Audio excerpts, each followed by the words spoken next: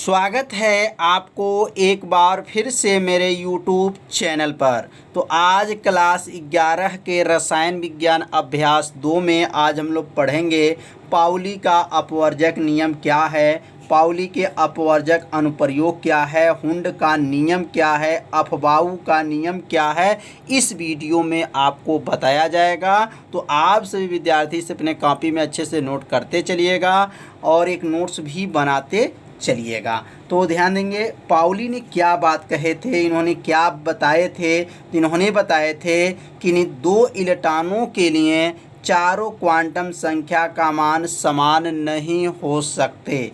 अगर क्वांटम संख्या नहीं जानते हैं तो उसका वीडियो अपलोड है, वो प्लेलिस्ट में वीडियो है, वहाँ से जा कर के वीडियो को देख सकते हैं। तो इस नियम के अनुसार पहले लिखेंगे और यहाँ पे जो है इन्होंने क्या बताए थे तो यहाँ नोट करते चलिएगा। इस नियम के अनुसार मतलब पाउली नियम के अनुसार इन्होंने बताए थे कि चारों क्वांटम संख्या का मान समान नहीं होता है। तो यहाँ लिखेंगे किन्हीं दो इलेक्ट्रॉनों के लिए चारों क्वांटम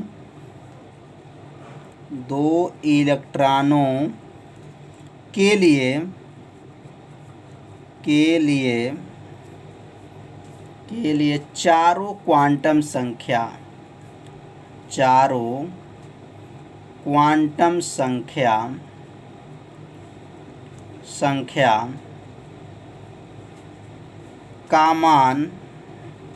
का मान समान नहीं होते। समान माने बराबर नहीं हो सकते हैं। पाउली ने क्या बताए थे तो किन्हीं दो इलेक्ट्रॉनों के लिए चारों क्वांटम संख्या का मान समान नहीं हो सकते। तो इस नियम को जो है आपसे विद्यार्थी पहले अपने कॉपी में क्या कीजिए, नोट कर लीजिए। इन्होंने बताया कि दो इलेक्ट्रॉन अगर है और उसके चारों क्वांटम संख्या है तो वह समान नहीं होते हैं। जैसे 1s2 इस पे दो इलेक्ट्रॉन हैं तो यहाँ पे जो है संख्या क्या है, n बराबर जो है 1 है। n बराबर जो है 1 लेंगे, मतलब n मतलब मुख्य क्वांटम संख्या इसको कहा जाता है। तो अगर दिगंशी क्वांटम संख्या का मान निकालते हैं तो क्या होता है, l का जो मान होता है वह कल के वीडियो में बताया गया था, क्या होता है 0 से क्या होता है n-1 तक होता है। अब यहाँ n का मान जो है 1 है तो यहाँ 1 रखेंगे तो 0 से और यहाँ क्या हो गया 1-1 हो गया। यहाँ लिखेंगे तक। अब 1 में से 1 जाएगा तो क्या हुआ 0, तो सिर्फ क्या हो गया 0 हो गया। तो यहाँ पे देखेंगे कि n का मान जो है 1 है तो l का मान क्या है 0 है। तो दोनों बराबर तो है नहीं, समान इसको नहीं कहा जा सकता है। अगर l बराबर जब 0 है तो m बराबर क्या होगा, तो m की कुल मानों की संख्या क्या होता है, देखेंगे कुल मानों की जो संख्या होगा उसका भी सूत्र कल के वीडियो में बताया गया और उस पर क्वेश्चन भी हल किया गया। क्या सूत्र होता है, 2l+1 होता है। 2l का मान क्या हुआ 0 है और यहाँ 0 रखने के बाद से प्लस क्या करेंगे, यहाँ पे 1, 2 शून्य या 0 + 1 बराबर क्या आ गया 1 आ गया। तो यहाँ n का मान तो 1 है और m का मान भी 1 है तो यहाँ तो समान है। लेकिन चारों क्वांटम संख्या को देखना है। यहाँ तो सिर्फ एक ही क्वांटम संख्या देख रहे हैं, मुख्य क्वांटम है और ये क्या है चुंबकीय क्वांटम संख्या, यम को चुंबकीय का। यहाँ तो समान है लेकिन क्या यह जो है यल का मान समान है तो नहीं है। और यस का नाम जो है यस की आपका लिखेंगे, यस की जो है संख्या क्या हो जाएगा, तो यहाँ पे जब 1 है एक संख्या आया है तो यहाँ लिख सकते हैं +-1/2 होता है, बताया गया है। अगर 2 रहता तो +-1/2 और लिखते, लेकिन यहाँ पे जो एक ही बार है तो यहाँ +- जो है 1/2 जो है एक बार ही लिखेंगे। तो यहाँ पे देखेंगे 1/2 है, यह 1 है, यह 0 है, यह 1 है। क्या ये चारों क्वांटम संख्या समान है, तो यहाँ चारों क्वांटम संख्या जो है समान नहीं है। तो आप सभी विद्यार्थी समझ लिए होंगे पाउली ने क्या कहे थे कि दो इलेक्ट्रॉनों के लिए चारों क्वांटम संख्या का मान जो है समान नहीं होता है। अब हम लोग पढ़ेंगे पाउली के अपवर्जक का जो है अनुप्रयोग क्या है। यहाँ लिखेंगे पाउली का अपवर्जक न अपवर्जन अपवर्जन नियम अपवर्जन नियम के अनुप्रयोग, उन्होंने अनुप्रयोग क्या क्या बताए थे। तो आप सभी विद्यार्थी से ज़रूर अपने कॉपी में क्या कीजिए, नोट करते चलिए। यहाँ जो यस लिखा गया है तो यस का क्या नाम है, चक्रम क्वांटम संख्या, जो इसका मान ±1/2 होता है। तो पाउली का अपवर्जक नियम का अनुप्रयोग क्या है, तो अब यहाँ लिखेंगे पाउली के जो अपवर्जक जो नियम है, इस जो नियम अनुप्रयोग जो है निम्न है। पहला भी यहाँ लिख सकते हैं, पहला क्या है, तो पहला है किसी कोश में, लिख देंगे किसी कोश में इलेक्ट्रॉनों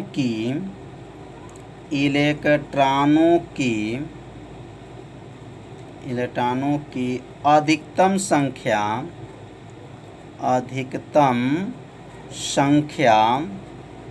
कितना होता है। आप सभी विद्यार्थी जानते होंगे अधिकतम संख्या जो है कितना होता है, तो किसी भी कोश में अधिकतम इलेक्ट्रॉनों की संख्या क्या होता है, 2n² होती हैं। यह बात किसने बताए थे, तो बोरबरी ने बताए थे।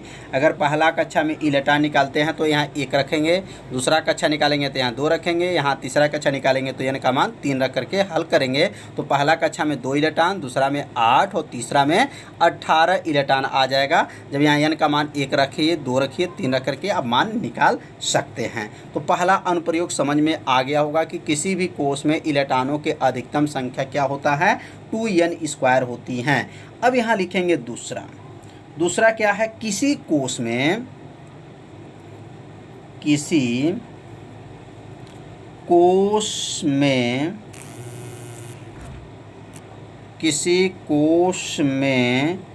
कुल n²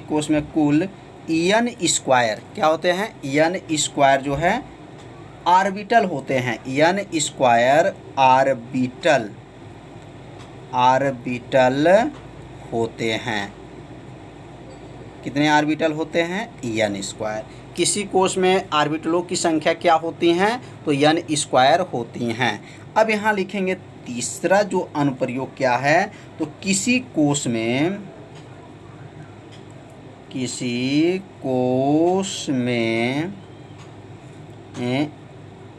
n उपकोष होते हैं। कितने उपकोष होते हैं, n उपकोष होते हैं। तो इसे नोट करते चलिएगा, n उपकोष होते हैं।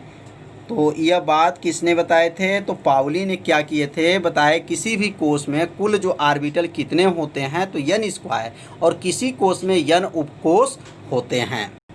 अगला जो है चौथा बताए थे, एक ऑर्बिटल में 2 इलेक्ट्रॉन रह सकते हैं। एक ऑर्बिटल में कितने इलेक्ट्रॉन, एक ऑर्बिटल में 2 इलेक्ट्रॉन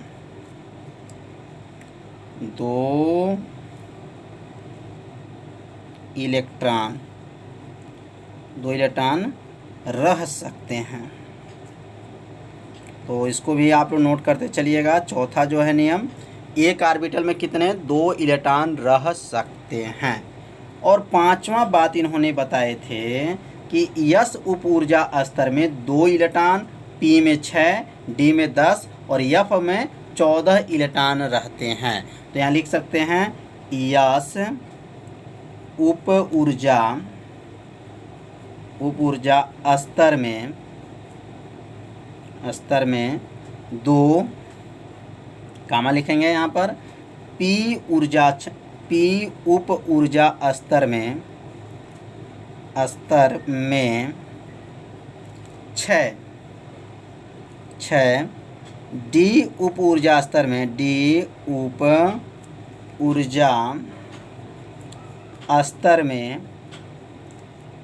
में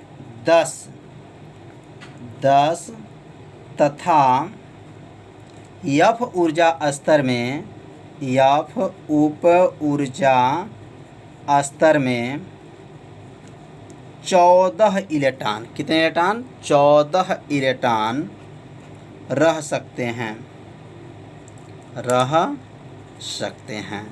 तो यह जो है 5 अनुप्रयोग आपको बताया गया। किनका यह है? पाउली का अपवर्जक नियम के 5 अनुप्रयोग हैं और ये पांचों अनुप्रयोग को आप सभी विद्यार्थी नोट कर लीजिए। अब हम लोग पढ़ेंगे हुंड का नियम। मोस्ट आईएमपी जो है हमेशा परीक्षा में पूछा जाता है। तो हुंड का नियम क्या है और यह आईएमपी है, इम्पोर्टेंट है, बहुत महत्वपूर्ण है क्योंकि यह हमेशा परीक्षा में पूछा जाता है। तो अब इन्होंने क्या बताए थे?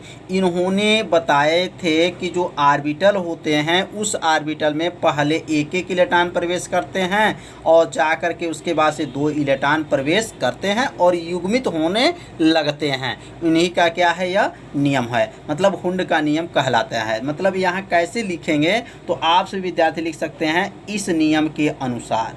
इस नियम के अनुसार बहुत आसान है, बस थोड़ा सा आपको ध्यान देना है। तो यहाँ लिख सकते हैं इस नियम के अनुसार इन्होंने बताए थे किसी उपकोष में ऑर्बिटल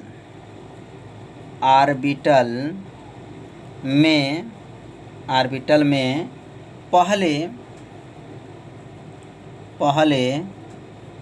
एक इलेक्ट्रॉन प्रवेश करता है। एक इलेक्ट्रॉन क्या करता है? प्रवेश करता है। तब सभी ऑर्बिटल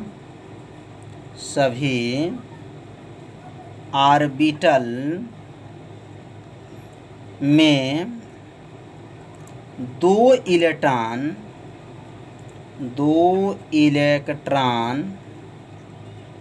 हो जाता है।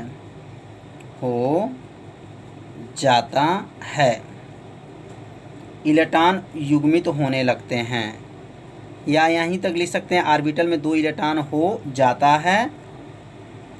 तो यहाँ लिख सकते हैं तो इलेक्ट्रॉन युग्मित होने लगते हैं। इलेक्ट्रॉन क्या होते हैं? युग्मित। इलेक्ट्रॉन युग्मित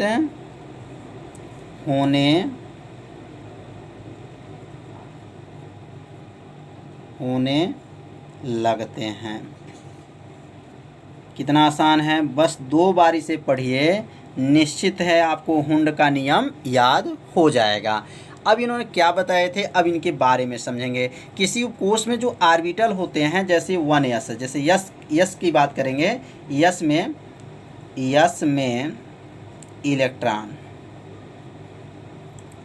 जो है इलेक्ट्रॉन क्या है? तो यस में अगर इलेक्ट्रॉन देखते हैं तो पहले यस पे क्या होता है?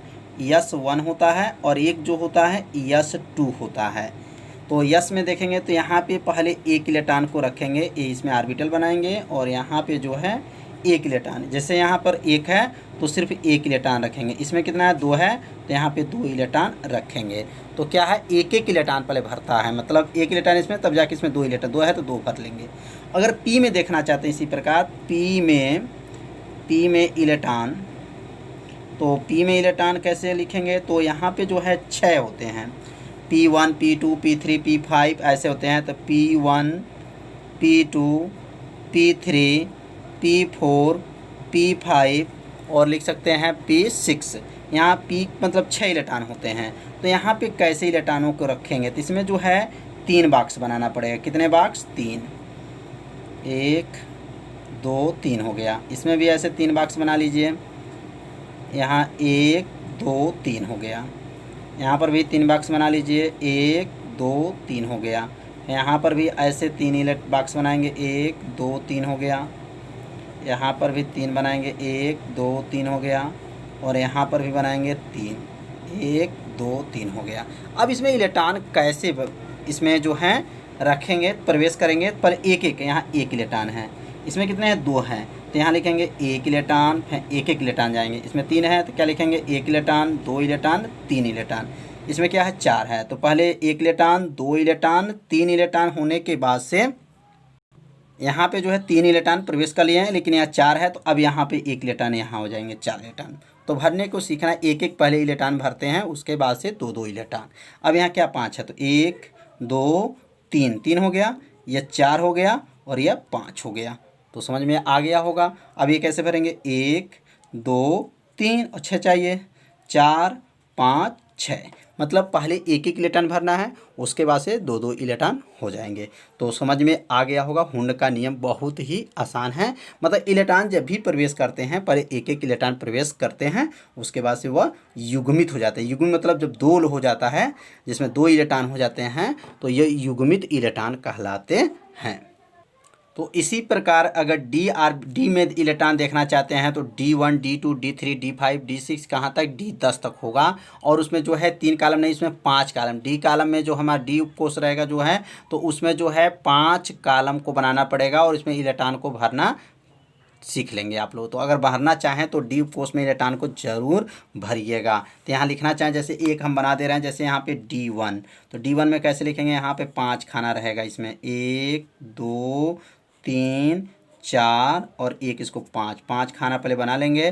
तो यहाँ D1 में कैसे इलेक्ट्रॉन भरेंगे, तो 1 इलेक्ट्रॉन हो जाएगा। अगर यहाँ D2 करेंगे तो यहाँ पे 2 इलेक्ट्रॉन, ऐसे D3 D5 ऐसे आप भरना चाहें तो भर सकते हैं। कहाँ तक, D10। लेकिन कभी भी इलेक्ट्रॉन भरिएगा पहले एक एक इलेक्ट्रॉन भरिएगा, उसके बाद से 2 इलेक्ट्रॉन भरते हैं। तो समझ में आ गया होगा कि हुंड का नियम क्या है, बहुत ही आसान है। तो अब हम लोग पढ़ेंगे पाउली का नियम क्या है। नहीं, पाउली का नियम नहीं, अब हम लोग पढ़ेंगे अफबाऊ का नियम। पाउली के नियम तो बताया जा चुका है, तो अब जो है हम लोग पढ़ेंगे अफबाऊ का नियम क्या है। बहुत ही आईएमपी है अफबाऊ का नियम। तो अफबाऊ का नियम जो हमारा है, यह जो है अगर यह नियम सीख लेंगे तो आप लोग इलेक्ट्रॉनिक विन्यास भी निकालना सीख लेंगे। तो अफबाऊ का जो है नियम क्या है, अब इनके नियम के बारे में समझेंगे। बहुत आसान नियम है, बस थोड़ा सा आपको ध्यान देना है। तो अफबाऊ का नियम कैसे याद करेंगे, तो यह इनका जो नियम है बहुत ही आसान नियम है। इन्होंने बताए थे कि परमाणुओं के जो उपकोष होते हैं उसमें इलेक्ट्रॉन ऊर्जा जो होते हैं वह बढ़ते हुए क्रम में प्रवेश करते हैं। किस क्रम में, बढ़ते हुए क्रम में प्रवेश करते हैं। तो यहाँ लिखेंगे इस नियम के अनुसार, इस नियम के अनुसार, इस नियम के अनुसार, मतलब अफबाऊ के नियम के अनुसार इन्होंने क्या बताए थे। तो यहाँ लिख सकते हैं कि परमाणुओं के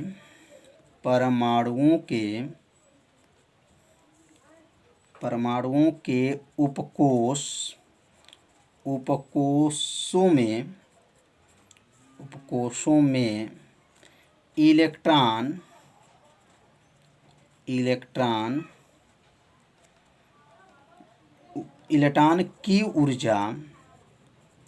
इलेक्ट्रॉन की ऊर्जा बढ़ते हुए क्रम में प्रवेश करती हैं। कितना आसान है, बस 2 बार पढ़िए, निश्चित है आपका अफबाऊ का नियम याद हो जाएगा। तो इन्होंने क्या बताए थे, तो परमाणुओं के जो उपकोषों में इलेक्ट्रॉनों की जो ऊर्जा है वह किस क्रम में होते हैं, बढ़ते हुए क्रम में प्रवेश करते हैं। इन्होंने जो है इलेक्ट्रॉनिक विन्यास निकालने के लिए एक संरचना बनाए। तो यह संरचना देखिए कितना आसान है, इसको पहले आप सभी विद्यार्थी जो है समझिएगा कितना आसान है। देखिए पहले 1 लिखेंगे, 1 2 3 4 5 6 7 ऐसे लिखेंगे, और एक यहाँ से एक कॉलम को यहाँ से छोड़ देंगे। अब 2 के सामने में यहाँ लिखेंगे 2p, मतलब 2p 3p 4p 5p 6p, और उसके बाद 6p होने के बाद से अब यहाँ से एक कॉलम छोड़ देंगे तो क्या होगा, 3d 4d 5d 6d, फिर एक कॉलम छोड़ देंगे तो क्या होगा, 4f और 5f हो जाएगा। तो पहले इसको बनाइए, पहले 1 2 3 4 करके 7 तक, फिर उसके लाइन में जा नोट करने के बाद से यह पहला लाइन को छोड़ देंगे। तो पहले इसको आपसे विद्यार्थी पहले अपने कॉपी में इसको बना लीजिएगा। बनाने के बाद से इसको सीखेंगे कैसे इलेक्ट्रॉनिक विन्यास निकालते हैं। देखिए 1s से आएंगे तो यहाँ से 2s से होकर के 2p, 3s 3s के बाद से आकर के 3, यहाँ देखिए 3s के बाद से यहाँ पे देखेंगे 4s, फिर 3p, ऐसे क्रमशः जो है आप बना सकते हैं। तो पहले इसको बना लीजिए और इन्हीं के नियम के सहायता से जो है इलेक्ट्रॉनिक विन्यास को निकालना जाएगा। तो समझ में आ गया होगा कि अफवाऊ का नियम क्या है। तो अब हम लोग पढ़ेंगे इलेक्ट्रॉनिक विन्यास। इलेक्ट्रॉनिक विन्यास कैसे निकालना है अगले वीडियो में आपको बताया जाएगा कि इलेक्ट्रॉनिक विन्यास कैसे आप निकाल सकते हैं। तो आज का वीडियो कैसा था आप सभी विद्यार्थी जरूर कमेंट कीजिएगा, वीडियो को लाइक कीजिएगा। यदि मेरे चैनल पर पहली बार आए होंगे तो मेरे चैनल को सब्सक्राइब और घंटी दबाना मत भूलिएगा। तो आज का पढ़ाई जो है इतना ही रहेगा। तो मिलते हैं अगले भाग में, तब तक के लिए सभी विद्यार्थियों को नमस्कार।